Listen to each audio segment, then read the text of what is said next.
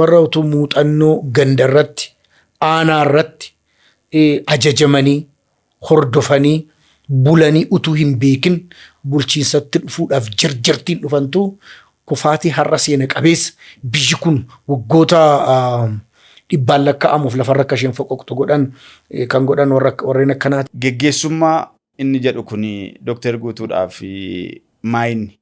Geggeessummaa jechuun haalawwan fuula duratti hin beekamne raaganii fidanii irratti karoorsanii haalawwan sun gaafa dhalatan akkaataa itti sagantaan kee waajjirri kee keessa darbu jechuudha. Carraan naa kenni jedhanii aangoo irratti agarsiisuu utuu hin taane warra geggeessitu kana gadi jettee tajaajilu jechuudha geggeessuun. Hoogganaa baay'eedha ati jettu. Sadarkaa mootummaa federaalaattis haa ta'u sadarkaa dhaabbilee idila addunyaa jiran kan hoogganan baay'een isaanii gara laafina hin qaban. Dr. Guutuudhaaf namatu caala moo hojiitu caala geggeessummaa yeroo dhaabbata keessatti yeroo sadarkaa hooggantummaa irratti hojjechaa turtan?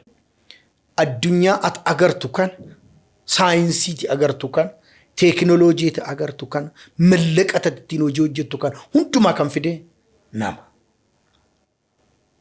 Qabeenyi kamuu sii kenname namni hin jiru taanaan eessayyuu ga'uu hin dandeessu tokko jedhe. Qabeenya kamiinuu dhabdee namoota murannoo qaban qabaattee naan garuu it is possible. Kana hundumaa keessaa bu'uurri ni jalqabaa nama. Lafti yoo namni jiraate qotama. Maashinii yoo namni jiraate sosso'a. Artificial intelligence amma namni ittiin addunyaa jeequ kana namni dudduuba hin jiru taanaan silaa dhufee iddoo nan ga'u jiru. Namni baay'ee murteessaadha. Dura bu'ummaadhaan akka boordiitti garaagaraa keessatti hojjetan keessatti milkaa'aadha jettanii of yaaddu moo milkaa'inummaan immoo maaliin ibsama isa jedhu nu kaastu. Barumsa kee daftee asiif achi jettee barattee digirii barbaaddu argachuun akka milkaa'insaatti kan lakkaa'atu baay'eetu jira. Hojii hojjettee mallaqa guddaa walitti qabdee gamoo Finfinnee keessa hiriirsuun isa dhiittee isa gadi qabdee isa hariitee isa buqqiftee qabeenya horachuun milkaa'insa kan itti fakkaatutu jira. Kaan immoo bakka asii ba'ee dhaabbata tokko fuudhee isa silaa ganda 2-3 hojjetu sadarkaa biyyaatti akka inni hojjetu gochuun milkaa'insa kan itti fakkaatutu jira. Milkaa'insi purpasii itti dhalli namaa tokko dhalate purpasii itti gara addunyaa kanaa dhufte beekuun milkaa'insa jalqabaati. What are you here for? Isa jennu deebisuu danda'utu irra jira milkaa'aadha jechuudhaaf.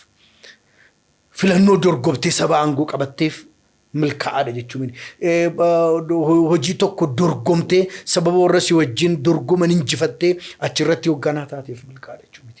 What are you there for? Sibiilaaf hin jiraattu, mallaqaaf hin jiraattu, namaaf jiraattu. The first and the last. The beginning and the end kan itti jiraattu dhala namaatiif. Period. Sabni si jala carqee hafu kun lafa inni ga'uu maluun yoo geesse lafa inni ga'uu danda'uun qabeenya uumaan ni qabuun qabeenya teekinooloojii ni qabuun qabeenya humnaan nama qabuun walitti bileendi gooti ga'uu yoo geesse ati milkaa'aadha. Baankii gadaa boordiitti gaafa dhufe hojii ji'a ja'a ol hojjeteera kasaaraa keessa jira. Har'a profit per share isaa baankota gurguddaadhaan kan dorgomuudha. Hamma kwartarii 2 darbeetti.